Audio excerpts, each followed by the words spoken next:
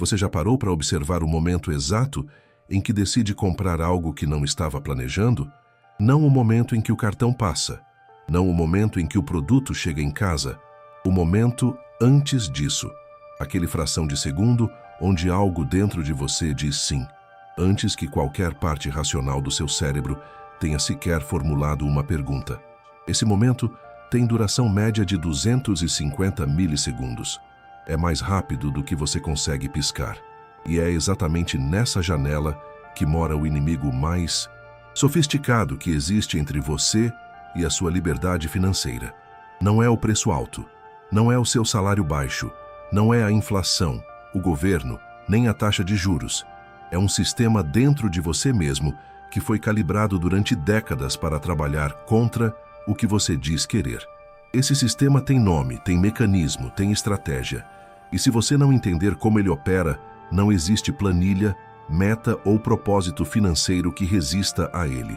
Eu vou te mostrar algo hoje que muda a forma como você se vê quando está consumindo. Não é uma técnica, não é um truque de economizar dinheiro, é uma mudança de lente. E quando você coloca essa lente, nunca mais consegue tirar. Mas antes de chegar lá, preciso te contar sobre um homem que tomava decisões perfeitas no trabalho e decisões desastrosas em casa. O nome dele era Eduardo, analista sênior de uma empresa estatal. 13 anos de carreira. Estável, competente, respeitado. Todos os meses, recebia seu salário com a regularidade de um relógio suíço e todos os meses, sem conseguir explicar exatamente como, esse salário evaporava em compras que, no momento da decisão, pareciam completamente racionais. Eduardo não era irresponsável, não era ignorante sobre finanças. Ele sabia calcular juros compostos de cabeça. Tinha planilha, tinha metas escritas no caderno. E ainda assim, toda quarta-feira à noite, o dia em que normalmente ficava um pouco mais sozinho em casa, ele se encontrava navegando em sites de eletrônicos, de roupas, de gadgets, para casa, e terminava o dia com 1 ou 2 novos itens no carrinho confirmados. Não compras impulsivas óbvias, nada extravagante. Eram compras razoáveis. Sempre havia uma justificativa pronta. Preciso disso para o trabalho. Esse preço não vai durar.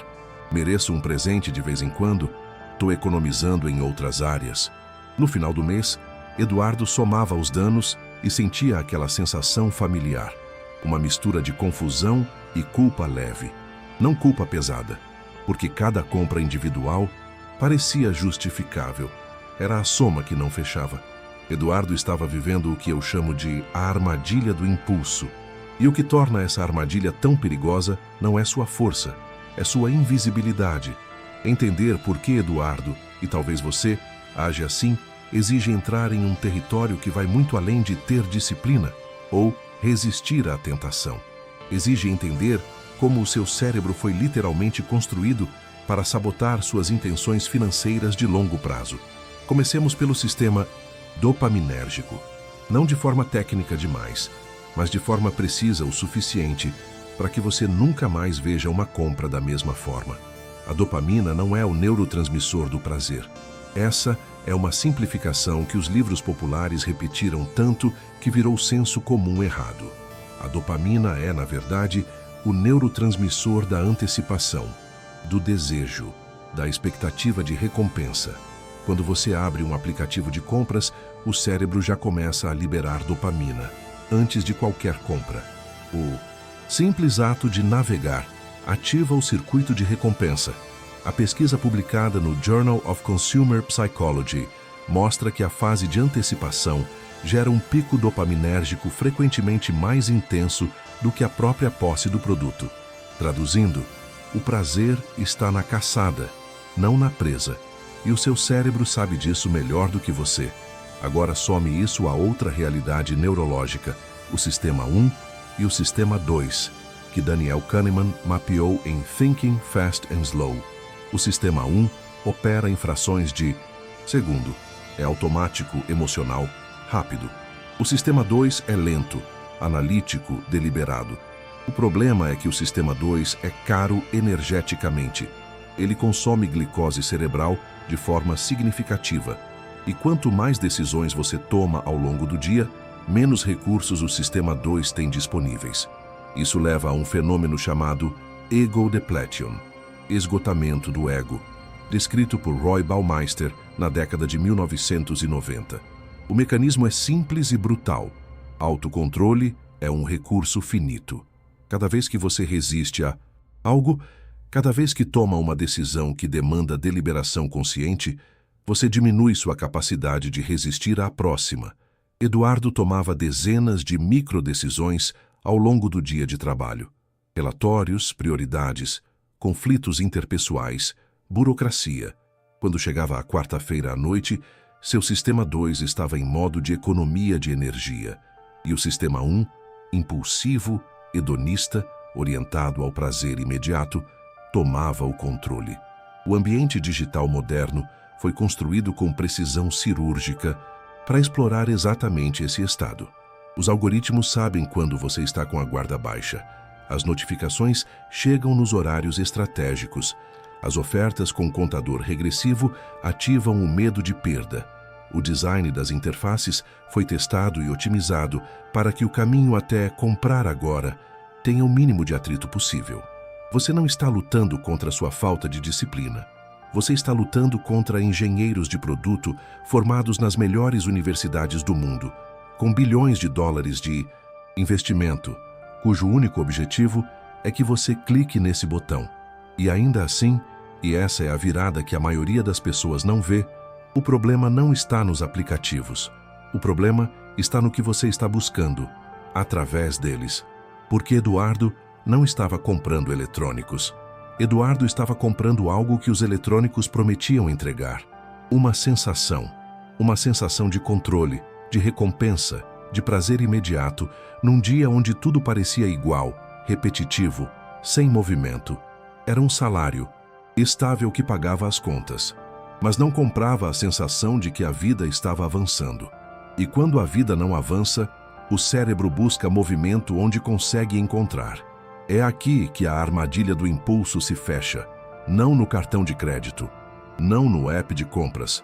Ela se fecha muito antes, na lacuna entre o que você tem e o que você sente que merece, entre a segurança que o emprego oferece e a estagnação que ele às vezes impõe. E enquanto essa lacuna existir, o impulso vai encontrar uma forma de preenchê-la. Existe um conceito que preciso te apresentar.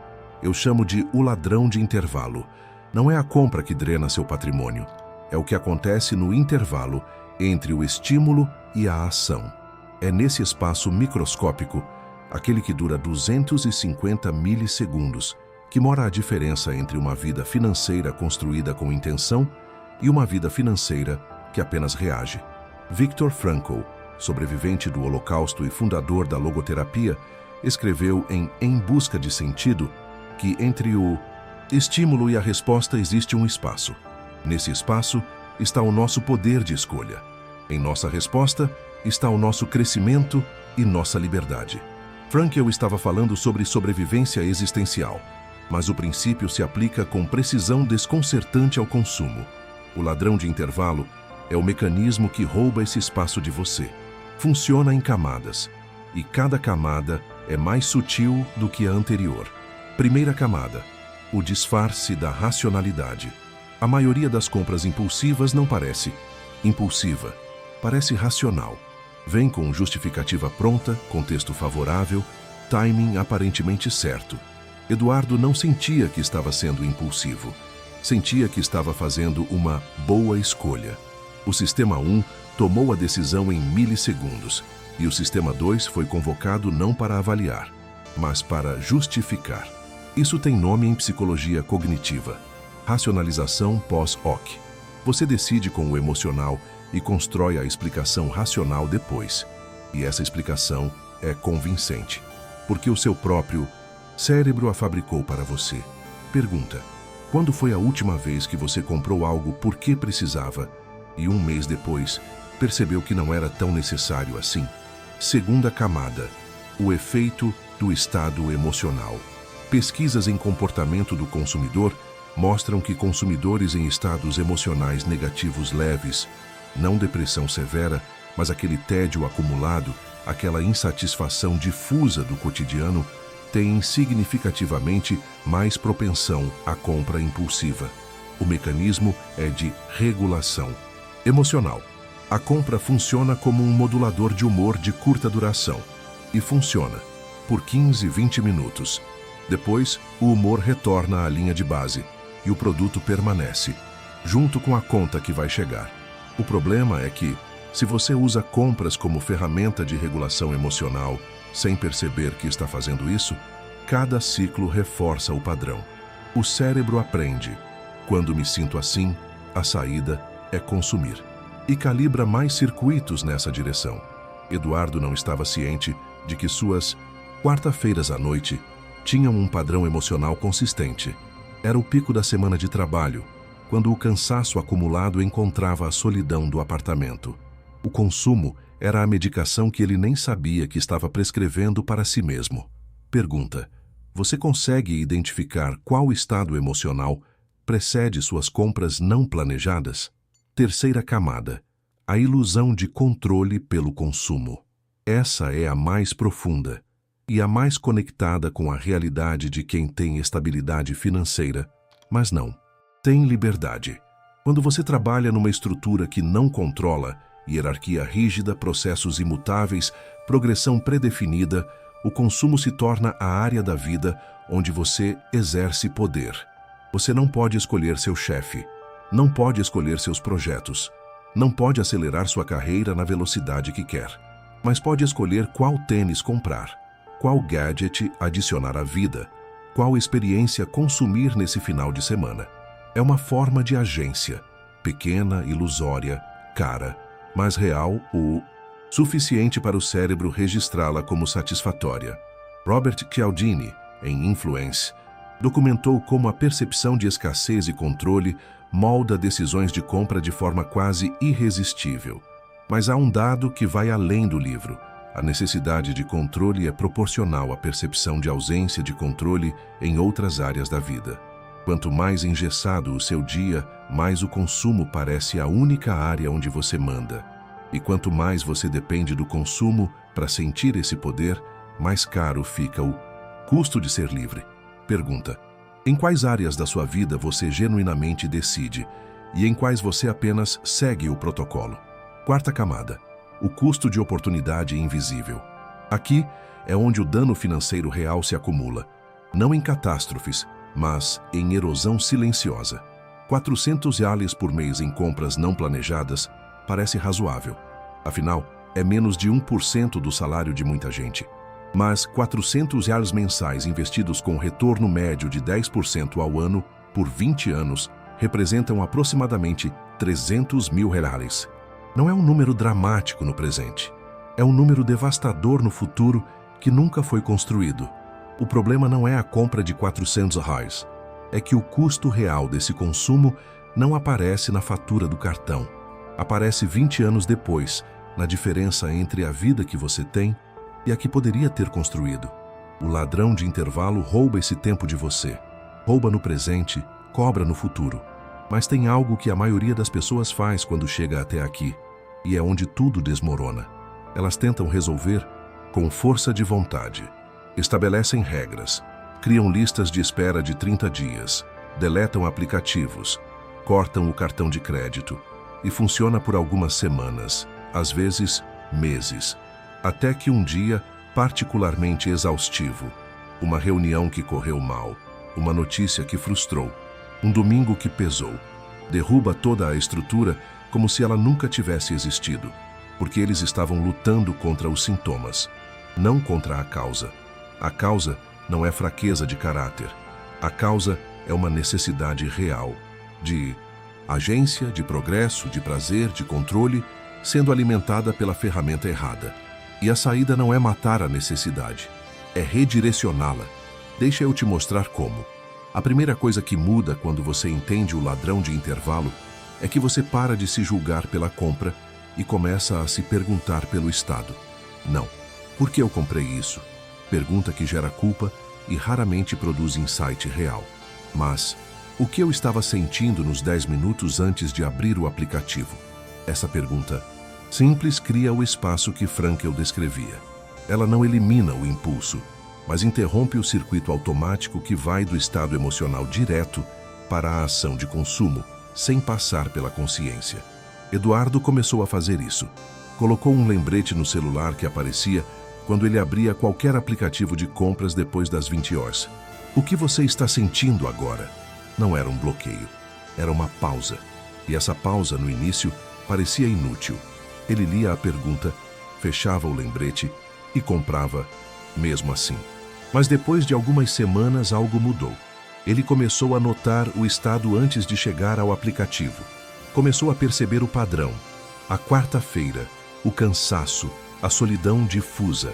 E quando você nomeia um estado emocional, quando você o verbaliza conscientemente, o córtex pré-frontal se reengaja. O sistema 2 acorda. O intervalo que foi roubado começa a ser recuperado.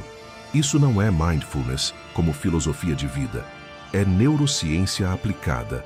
A ativação do sistema de linguagem no cérebro modula a resposta da amígdala, diminuindo a intensidade do impulso. A segunda mudança é estrutural. Eduardo não dependia mais de força de vontade. Dependia de fricção deliberada. Ele removeu todos os dados de pagamento salvos em aplicativos. Não deletou os aplicativos.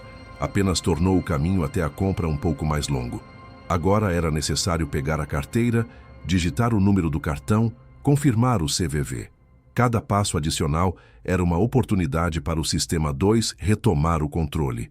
Richard Thaler e Cass Sunstein, os criadores do conceito de Choice Architecture, de Nudge, documentaram que pequenas modificações no caminho até uma decisão podem alterar comportamentos de forma dramática, sem restrições nem proibições. Você não precisa se proibir de comprar. Você precisa reorganizar o ambiente para que a compra reflexiva seja ligeiramente mais difícil e o investimento reflexivo seja ligeiramente mais fácil. A terceira mudança é a mais profunda. Eduardo encontrou uma outra fonte de agência. Esse é o ponto que os livros de finanças pessoais geralmente ignoram. Você não resolve um problema de consumo excessivo apenas cortando o consumo. Você resolve oferecendo ao cérebro uma fonte alternativa e superior da mesma sensação. Para Eduardo foi o mercado financeiro, não como ferramenta de enriquecimento rápido, mas como sistema onde ele podia tomar decisões que geravam consequências reais e progressivas. Cada aporte era uma escolha ativa. Cada decisão de manter ou rebalancear a carteira era um exercício de agência real, com resultado mensurável ao longo do tempo. O cérebro não distingue muito entre agência pelo consumo e agência pelo investimento. Ambos ativam circuitos de controle e recompensa. A diferença é que um drena o patrimônio e o outro o constrói. Com o tempo, Eduardo começou a sentir aquela dopamina da antecipação, não ao navegar em lojas, mas ao visualizar o crescimento da sua carteira. Não foi imediato, não foi simples, mas foi real. A quarta camada é talvez a mais esquecida: o papel da abundância percebida. Grande parte do consumo impulsivo está enraizado numa mentalidade de escassez. A percepção de que o prazer precisa ser capturado agora, porque pode não estar disponível depois. Aproveita enquanto tem. Nunca se sabe. Merece um presente. Essa mentalidade é compreensível. É ancestral. Nosso cérebro foi moldado em ambientes de escassez real, onde adiar gratificação podia literalmente significar não ter nada. Mas num contexto de renda estável, onde o salário vai cair na conta mês que vem, com certeza quase absoluta, essa mentalidade não apenas se torna disfuncional, ela se torna cara. A transição de mentalidade de escassez para a mentalidade de abundância não acontece por decreto. Acontece pela construção de evidências. Cada reserva de emergência que cresce é uma evidência de que vai ter depois. Cada investimento que acumula é uma evidência de que a postergação não significa privação. E há um quinto elemento que raramente é discutido nesse contexto: identidade. Eduardo não era apenas alguém que gastava mais do que planejava. Eduardo tinha uma identidade de consumidor, não conscientemente, mas operacionalmente. Nas histórias que contava para si mesmo, nos rituais da semana, nos momentos em que se sentia bem consigo mesmo, O consumo aparecia como parte central. Mudar o comportamento sem mudar a identidade é construir em areia. O comportamento volta quando a pressão aumenta, porque o comportamento era apenas uma manifestação superficial de quem a pessoa acreditava ser. A pergunta que Eduardo precisou responder, e que talvez você precise responder também, não é como vou parar de comprar impulsivamente?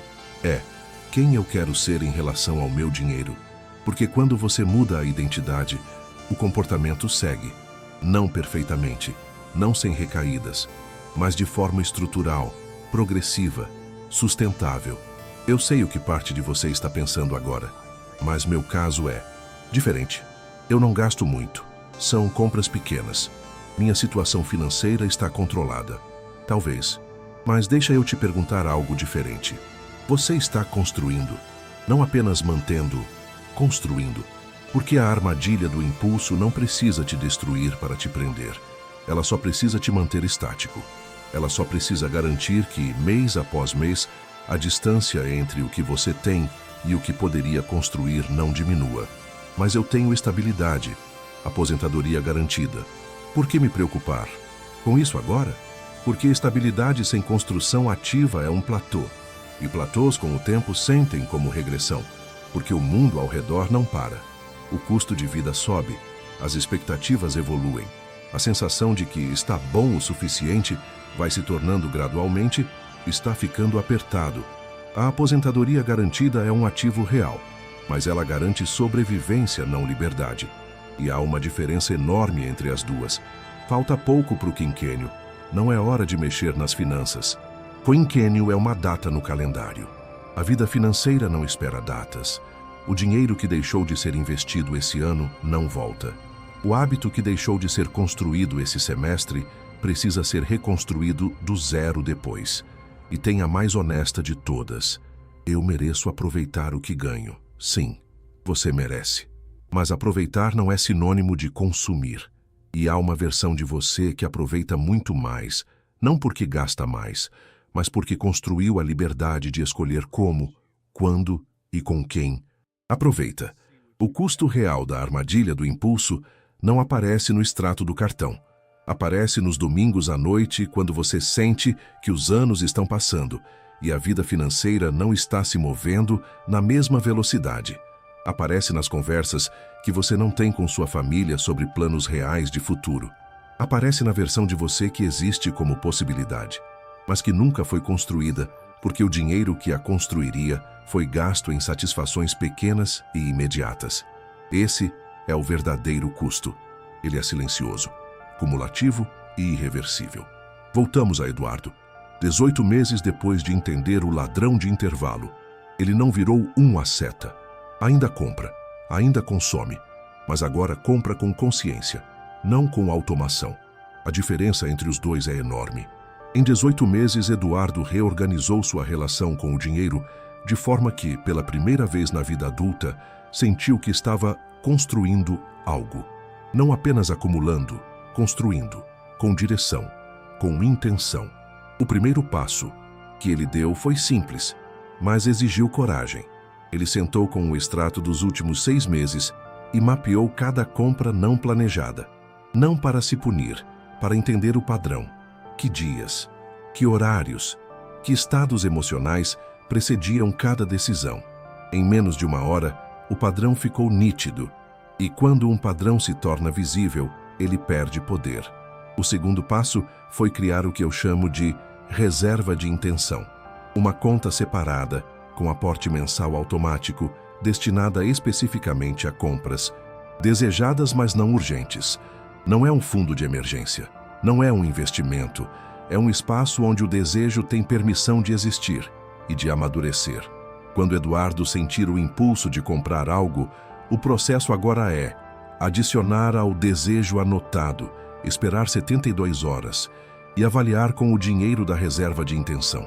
Se ainda faz sentido depois de 72 horas, a compra acontece, sem culpa, porque foi deliberada. Se não faz mais sentido, a reserva cresce. 72 horas é suficiente para que o bioinstintos, pico dopaminérgico da antecipação, passe. para que o sistema 2 retome a palavra, para que a decisão deixe de ser do impulso e passe a ser sua. Esse não é um sistema de privação, é um sistema de soberania. A terceira coisa que Eduardo fez foi talvez a mais importante.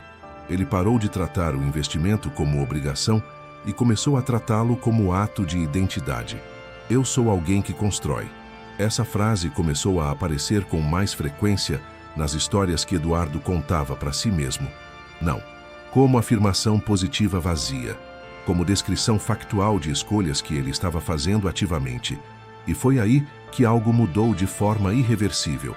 Eduardo percebeu que a estabilidade do seu emprego, que antes funcionava como âncora que o mantinha parado, podia funcionar como base, a partir da qual construir algo maior. A segurança não era a prisão. A forma como ele usava a segurança é que criava a prisão. Essa é a virada que eu quero que você carregue daqui. Não uma técnica, uma perspectiva. Você chegou até aqui porque algo nesse tema ressoa. Porque em algum nível você reconhece o Eduardo em você, ou reconhece o padrão, mesmo que os números sejam diferentes. E se chegou até aqui, você já deu o primeiro passo mais importante. Tornou o invisível visível. O ladrão de intervalo opera na sombra. Ele precisa que você não o veja para funcionar. Quando você o vê, quando você nomeia o mecanismo, entende a estrutura, reconhece o padrão, o jogo muda. Não da noite para o dia, não sem tropeços, mas de forma real e acumulativa, que é exatamente como a riqueza funciona. Agora eu te deixo com uma tarefa simples para essa semana. Abra o extrato do último mês. Identifique 3 compras que não estavam planejadas. E para cada uma, tente reconstruir. O que você estava sentindo nas horas antes? Era tédio, cansaço, uma frustração específica, uma sensação de que a vida estava parada? Não é necessário que você mude nada ainda. Só observe, só nomeie, porque o espaço entre o estímulo e a resposta começa a existir no momento em que você começa a olhar. Se esse tipo de conversa faz sentido para você, se você quer continuar investigando não apenas o que fazer com o dinheiro, mas por que você faz o que faz, o link da nossa comunidade está na descrição. E se você ainda não está inscrito no canal, o que construímos aqui não são dicas financeiras. É uma forma diferente de pensar sobre dinheiro, comportamento e liberdade. Inscreve-se e volta na próxima semana, porque a sua liberdade financeira começa onde os seus padrões invisíveis terminam.